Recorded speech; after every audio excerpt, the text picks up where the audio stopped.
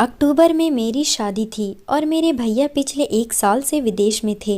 मैं भी अपनी शादी से काफ़ी खुश थी। मेरी शादी को अभी 6 महीने बाकी थे। अभी से तैयारियां चल रही थी। भाभी और मेरी माँ दोनों मेरी शादी के लिए लगातार ख़रीदारी कर रहे थे। भैया जब भी रुपया भेजते, दोनों सास बहू मार्केट के लिए निकल पड़ती। भैया के ना रहने पर रात को मैं भाभी के कमरे में ही सोती। भाभी के कमरे में 2 अलमारियाँ थी, एक बड़ी और एक छोटी। बड़ी अलमारी ढेर सारे कपड़े और मेकअप के सामान से भरी हुई थी और छोटी अलमारी हमेशा लॉक रहती। इस अलमारी में क्या सामान था मुझे मालूम नहीं था। मैं जब भी भाभी से पूछती तो वह कहते कि शादी के गहने वगैरह रखे हुए हैं। रात को हम दोनों ननद भौजाई खूब हंसी मजाक और ढेर सारी बातें करते हुए सो जाते। कभी कभी भैया का फ़ोन आता तो वो दूसरे कमरे में जाकर घंटों फ़ोन पर लगी रहती और इधर मैं भी अपने मंगेतर रिजवान से फ़ोन पर लग जाती। इस तरह 3 महीने बीत गए। भैया के आने में अभी 2 महीने का वक्त बाकी था। एक रात तकरीबन 2 बज रहे थे कि तभी मेरी आँख खुल गई। देखा तो भाभी बिस्तर से गायब थी। मुझे लगा कि भैया का फ़ोन आया होगा, लेकिन भाभी का फ़ोन बिस्तर पर ही था। मैं बाहर निकली तो देखा कि भाभी बाथरूम में थी और उल्टियाँ कर रही थी। मैंने भाभी को आवाज़ लगाई, भाभी सब ठीक तो है ना? तभी भाभी बाथरूम से बाहर निकल आई और बोली, कल मार्केट में उल्टा सीधा खा लेने की वजह से बदहज़मी हो गई है, इसलिए उल्टी हो गई। अभी दवा ली हूँ, अब ठीक महसूस कर रही हूँ। सुबह भाभी मम्मी के साथ मार्केट ना जाकर अकेले ही निकल गई। भाभी के साथ मैं मार्केट जाना चाहती थी, लेकिन उन्होंने बहाने से मुझे भी रोक दिया। मैं भाभी के कमरे में ही सोती थी, इसलिए भाभी कमरे को लॉक नहीं करती थी। घर का काम निपटा कर मैं भाभी के कमरे में गई और भाभी की छोटी अलमारी खोलकर देखने का मन हुआ, लेकिन उसकी चाबियां भाभी छुपा कर रख गई थी। मैंने घर की ढेर सारी नई पुरानी चाबियां इकट्ठा की। सभी चाबियों से अलमारी को खोलने की कोशिश करने लगी और एक पुरानी चाबी से अलमारी खुल गई। उसमें गहने और भैया भाभी के ज़रूरी डॉक्यूमेंट के साथ मुझे कुछ दवाइयाँ मिली। मैंने मोबाइल से दवाइयों की फ़ोटो ली और अलमारी को पहले की तरह बंद कर दिया। भाभी की दवाइयों में कुछ दवाओं को तो मैं पहचान गई। 2 साल पहले जब मैं कॉलेज में थी, तब मुझसे भी ऐसी गलती हो गई थी और मुझे गर्व ठहर गया था। मेरे बॉयफ्रेंड को पता चला तो उसने मेरा साथ देने के बजाय मुझसे किनारा कर लिया। बोला कि यह बच्चा मेरा ही है, मैं कैसे यकीन कर लूँ। गर्भ गिराने की खुद से कोशिश की, लेकिन कोई फ़ायदा नहीं हुआ। हालात की गंभीरता को देखते हुए मैंने भाभी को सब कुछ बता दिया था। भाभी ने तब मेरा बहुत साथ दिया और मुझे कुछ ऐसी ही दवाइयाँ ला कर दी, जिससे मैं ठीक हो गई। उस घटना के 2 साल बीत चुके थे, लेकिन भाभी ने मेरे इस गहरे राज की किसी को खबर तक न लगने दी। भाभी की अलमारी से दवाइयों की फ़ोटो को देखकर मैंने गूगल किया तो मालूम हुआ कि यह दवाइयाँ 2 से 3 महीने का गर्भ गिराने के लिए इस्तेमाल होती है। यह जानकारी मिलते ही मैंने घर के कूड़ेदान को खंगाला तो वहाँ मुझे दवाइयों के कुछ खाली रैपर मिल गए। पूरे दिन मैं हैरान और परेशान होकर अपनी भाभी के चरित्र के बारे में सोचती रही। भैया के ना रहते भाभी प्रेग्नेंट हो गई। मुझे तो बिल्कुल यकीन ही नहीं हो रहा था। भैया को विदेश गए 1.5 साल हो गए थे। इस बीच भाभी एक बार भी मायके नहीं गई थी। घर में मेरे छोटे भाई शाहिद के अलावा मर्द कोई था नहीं। शाहिद की उम्र अभी सिर्फ 12 साल ही थी। भैया भाभी की शादी को 3 साल ही हुए थे। दोनों पढ़े लिखे थे और भैया को विदेश जाना भी था, इसलिए दोनों को बच्चे की कोई जल्दबाजी नहीं थी। इसलिए भाभी के अभी तक कोई बच्चा था नहीं। भाभी की खूबसूरती ऐसी कि कोई भी फिदा हो जाए। शाम तक भाभी मार्केट से सामान लेकर वापस घर लौट आई। बहुत थकी थकी सी लग रही थी। मैंने पूछा, भाभी इतना वक्त कहाँ लग गया? भाभी बोली, तेरी शादी का कुछ ज़रूरी सामान लेने में चांदनी चौक चली गई थी, इसलिए थोड़ा वक्त लग गया। लेकिन मुझे शक था कि भाभी पूरे दिन किसी मैटरनिटी हॉस्पिटल में बच्चा गिरवाने गई थी। रात हुई तो भाभी और मैं दोनों बिस्तर पर थे। मैंने भाभी से पूछा, भाभी तुम मेरी भाभी हो, उससे ज़्यादा तुम मेरी एक सच्ची दोस्त भी हो। 2 साल पहले तुमने मुझे बहुत बड़ी मुसीबत से बचाया था। मैं आपका एहसान कभी नहीं चुका पाऊंगी। इस वक्त तुम्हें यह सब क्यों याद आ रहा है? ज़ैनब, तुम मेरी ननद ही नहीं, मेरी प्यारी छोटी बहन भी हो, समझी। मैं कुछ कहते कि भाभी के फ़ोन की घंटी बजी और वह फ़ोन लेकर बाहर जाते हुए बोली, तुम्हारे भैया का फ़ोन है। भाभी के फ़ोन पर भैया का ही फ़ोन है। इस बात पर मुझे यकीन हुआ तो मैंने अपने फ़ोन से सीधे भैया को फ़ोन लगा दिया और एक ही बार में फ़ोन उठ गया। मैं बोली, भैया कैसे हो आप? भैया ने कहा, मेरी 22 तारीख की टिकट कंफर्म हो गई है। यह बताने के लिए मैं तेरी भाभी को अभी कॉल करने ही वाला था कि तूने फ़ोन कर दिया। बता तूने कैसे फ़ोन किया? मैं बोली, भैया भाभी के लिए कोई ऐसा गिफ्ट लेते आना जिसे मैं भाभी को दे सकूं। वो मेरी शादी के लिए बहुत मेहनत कर रही है। मैं उन्हें अपनी ओर से कोई गिफ्ट देना चाहती हूँ, लेकिन आप भाभी को यह मत बताना कि मैंने अभी आपको कॉल किया, प्लीज़ भैया। भैया ने मुस्कुराते हुए जवाब दिया, ठीक है पगली, मैं नहीं बताऊँगा, लेकिन लाना क्या है वो तो बता देती। खैर छोड़, कल तक तेरे दिमाग में अगर सरप्राइज़ गिफ्ट के लिए कोई आइडिया आ जाए तो मुझे मैसेज कर देना। मैं भैया से बातें करते हुए भाभी पर नज़र रखी हुई थी। वो भी फ़ोन पर लगी हुई थी। यह देखकर मुझे इतना तो यकीन हो ही गया था कि भाभी इस वक्त भैया से नहीं बल्कि किसी और से बातें कर रही है, और जब बातें पूरी हो जाएगी तब भाभी भैया को फ़ोन लगाकर उनसे भी थोड़ी बातें कर लेगी ताकि उन पर शक की गुंजाइश ना रहे। भाभी चांदनी चौक से लौटी थी, तब से थकी थकी सी लग रही थी। फ़ोन कटने के बाद बिस्तर पर आई और सो गई।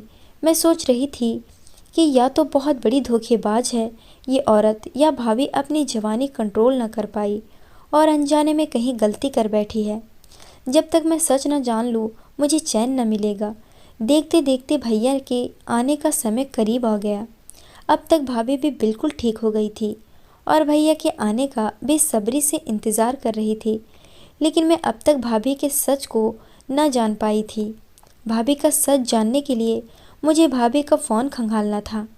मुझे लगता था कि भाभी के फ़ोन में कुछ राज तो ज़रूर मिल जाएगा, वरना भैया के आने से पहले तो भाभी सब डिलीट कर देगी। एक दिन घर में कुछ रिश्तेदार आए हुए थे। मैंने भाभी को किचन में बिजी देखा तो मैं भाभी से बोली, भाभी मैं रिजवान से बात कर ही रही थी कि फ़ोन कट गया, ज़रा अपना फ़ोन देना। मुझे पहले से पता था कि भाभी कोई ना कोई बहाना बनाएगी। वही हुआ। भाभी बोली, मेरा फ़ोन बिल्कुल चार्ज नहीं है, कल से इतनी बिजी हूँ कि भूल गई। अभी चार्ज में लगाया है, थोड़ी देर बाद चार्ज हो जाएगा तो ले जाना। भैया की इंडिया पहुँचने में 2 दिन बाकी रह गए थे। अब मेरे सब्र का बांध टूटता जा रहा था। आज भाभी के साथ मुझे मार्केट जाना था, लेकिन मैंने बहाना कर दिया और भाभी मेरी माँ के साथ मार्केट के लिए निकल गई। दोनों के घर से निकलते ही मैंने भाभी की छोटी अलमारी फिर से खोला और बड़ी बारीकी से एक एक सामान को खंगाला शुरू कर दिया। भाभी की शादी की एल्बम में भैया और भाभी की फ़ोटो के नीचे एक फ़ोटो और छुपी हुई थी। मैंने उस फ़ोटो को बाहर निकाला तो मेरे होश उड़ गए। यह मेरे मंगेतर रिजवान और भाभी की पुरानी फ़ोटो थी। मैं यह देखकर हिल गई थी। भैया के साथ ही बहुत बड़ा धोखा नहीं हो रहा था, बल्कि भाभी मेरे साथ भी बहुत बड़ा धोखा कर रही थी। जिस लड़के से मैं प्यार करती हूँ वही लड़का मेरी भाभी का भी आशिक है और भाभी रात को उसी से बात करती है। इतना ही नहीं, रिजवान ने तो भाभी को प्रेग्नेंट भी कर दिया। यह सब बातें अब मेरे लिए बर्दाश्त से ऊपर हो चली थी। मुझे लगा कि मैं अभी घर में सभी को भाभी की असलियत बता दूं, ताकि मेरी ज़िंदगी तबाह होने से बच सके। भाभी की असलियत खुलने से भैया को भी उस जहरीली नागिन से छुटकारा मिल जाएगा। भाभी और रिजवान की फ़ोटो को उजाले में रखकर मैंने अपने मोबाइल से फ़ोटो की फ़ोटो ले ली और अलमारी को फिर से पहले जैसा कर उसे लॉक कर दिया। मैंने सोचा कि अपने मोबाइल से ली गई इस तस्वीर को भैया को भेज दूं और उन्हें पूरी बात बता दूं, लेकिन फिर कुछ सोचकर भैया के आने तक खुद को रोक लिया।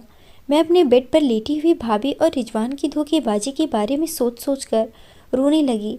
मैं दोनों से बेइंतहा मोहब्बत करती थी, लेकिन अब वही मोहब्बत बेइंतहा नफ़रत में बदल चुकी थी। मुझे याद आया कि रिजवान से मेरे रिश्ते को जोड़ने में भाभी का ही हाथ था। रिजवान भाभी के मामा का लड़का था और अच्छी जॉब में था। इसलिए मेरे घर वाले झट से इस रिश्ते के लिए राजी हो गए थे। अब इस बात पक्का यकीन हो गया कि मेरा मंगेतर रिजवान मेरी भाभी का बॉयफ्रेंड था, जिससे भाभी की शादी नहीं हो पाई होगी। मेरे भैया से शादी के बाद भी दोनों का अफेयर चलता रहा होगा और फिर दोनों ने मिलकर यह प्लानिंग की होगी कि रिजवान मुझसे शादी कर ले और नए रिश्तों की आड़ में दोनों का पुराना नाजायज़ रिश्ता कायम रहे। अगले दिन भैया आने वाले थे। मैंने पूरे सबूत जुटा लिए थे। भाभी और रिजवान की असलियत खोलने के लिए इतना सबूत काफ़ी था। मैं किसी भी कीमत पर रिजवान जैसे दरिंदे से बात नहीं कर सकती थी, इसलिए 2 दिनों से मैंने अपना फ़ोन भी बंद रखा हुआ था। शाम को भाभी मार्केट से लौटी और सीधे कमरे में पहुंचकर मुझसे बोली, जैनब ज़रा ये झुमके पहन के देखो तो, अगर तुम्हें पसंद ना आए तो इन्हें मैं रख लूँगी। मैं भाभी की बात का जवाब दिए बिना वहाँ से उठी और गुस्से में किचन में चली गई। भाभी को मेरा यह रवैया अजीब लगा। वो मेरे पीछे पीछे किचन में आई और बोली, तुम्हारा फ़ोन क्यों बंद है जैनब? मैं मार्केट में थी तब रिजवान का फ़ोन आया था। वो बोल रहा था कि 2 दिन से तुमने फ़ोन बंद कर रखा है। मैं अपने गुस्से को काबू न कर पाई। मैंने अपना मोबाइल ऑन किया और अलमारी वाली तस्वीर को भाभी के मुंह के सामने रखते हुए बोली, तुमने और रिजवान ने हमें समझ क्या रखा है भाभी? कल भैया को आ जाने दो, फिर सबके सामने तुम दोनों की अय्याशियों का भांडा फोड़ती हूँ। मैं करूँगी, पूरी दुनिया में कहीं मुँह दिखाने के लायक न रहोगे दोनों। मेरी यह बात सुनकर भाभी पर जैसे बिजली गिर गई हो। वो कुछ देर खड़ी रही और मैं उन्हें वहीं छोड़कर सीधे कमरे में चली गई। भाभी कमरे में आई और बोली, बस 1 मिनट के लिए मेरी पूरी बात सुन लो जैनब, उसके बाद तुम मुझे जो भी सज़ा देना चाहो दे देना। तुम्हारा शक काफ़ी हद तक सही है, लेकिन पूरा सच नहीं। रिजवान मेरे दूर के मामा का लड़का है। उसके साथ मेरा बचपन गुजरा है। हम दोनों ने साथ में पढ़ाई की। मैं उसे पसंद करती थी, वो भी मुझे पसंद करता था, लेकिन हमारी शादी नहीं हो पाई। 3 साल पहले मेरे घर वालों ने तुम्हारे भैया से मेरी शादी कर दी और मैं रिजवान को भूल गई। वो भी मुझे भूल गया।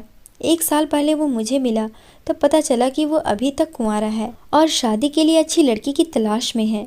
तब मैंने तुम्हारे रिश्ते की उससे बात कर ली और उसके घर वाले भी राजी हो गए।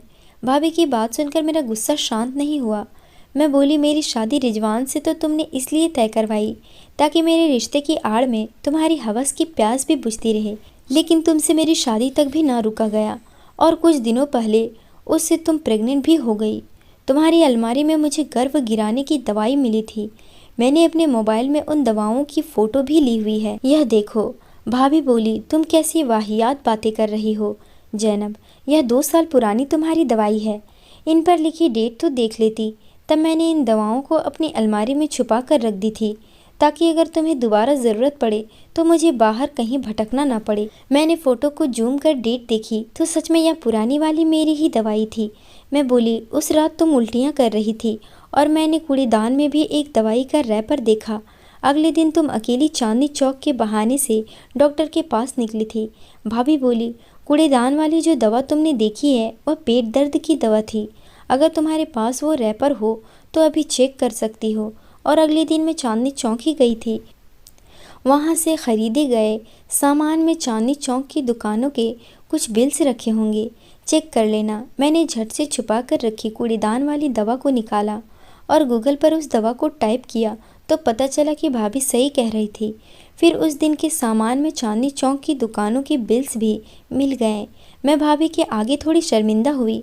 फिर मैंने भाभी की अलमारी से मिली फ़ोटो के बारे में सवाल किया तो भाभी बोली, मेरी अलमारी से तुमने जो फ़ोटो निकाली है ना, वो रिजवान के साथ मेरी तब की तस्वीर है जब कॉलेज के आखिरी दिन हम दोनों अलग हुए थे। जब रिजवान से तुम्हारा रिश्ता जुड़ा तब मैंने यही तस्वीर तुम्हारे भैया को दिखाई थी। वैसे मैंने अपने और रिजवान के बारे में सारा सच शादी से पहले ही तुम्हारे भैया को बता दिया था। मैंने रिजवान से तुम्हारा रिश्ता इसलिए जोड़ा क्योंकि रिजवान को मैं बचपन से जानती हूँ। वो बहुत ही अच्छा लड़का है। मेरी शादी होने के बाद उसने कभी भी मुझसे मिलने की कोशिश नहीं की, बल्कि वो अब मुझे अपनी सगी बहन की तरह मानता है और मुझसे दिल की बातें शेयर करता है। वो अभी शादी करना नहीं चाहता था, लेकिन जब मैंने उससे कहा तो वो झट से राज़ी हो गया क्योंकि वो जानता था कि मैं उसकी बहन होने के नाते उसके लिए हमेशा अच्छा ही सोचूंगी। मेरा एक आखिरी सवाल बाकी था। मैंने पूछा, उस दिन तुम भैया से बात नहीं कर रही थी क्योंकि जब तुम बाहर किसी से बात कर रही थी तब अंदर भैया से मैं बात कर रही थी। इस सवाल पर भाभी ज़ोर से हंसी। बोली, मैं तुम्हारे भैया से ही बात कर रही थी। तुम्हारे भैया के फ़ोन पर तुमने कॉल किया तो मैं चुप हो गई। जब तुमने अपना सीक्रेट भैया को बोला तब मैं लाइन पर ही थी। और ज़रूरी नहीं कि हर वक्त मैं तुम्हारे भैया से ही बतियाती रहूं। कई बार मेरे घर वालों का भी कॉल होता है, लेकिन उस दिन तो मैं तुम्हारे भैया से ही बात कर रही थी, वरना तुम्हारे सीक्रेट गिफ्ट वाली बात मुझे कैसे मालूम होती। तुम चाहो तो उस दिन की मेरी कॉल डिटेल्स चेक कर सकती हो। मैंने भाभी का पूरा सच जाना तो मेरा सारा गुस्सा गायब हो गया। मैं बेहद शर्मिंदा थी। मुझे अपनी गलती का एहसास हो रहा था। कुछ ही पलों में सब कुछ बदल गया और भाभी पर मेरा प्यार और दोगुना हो गया।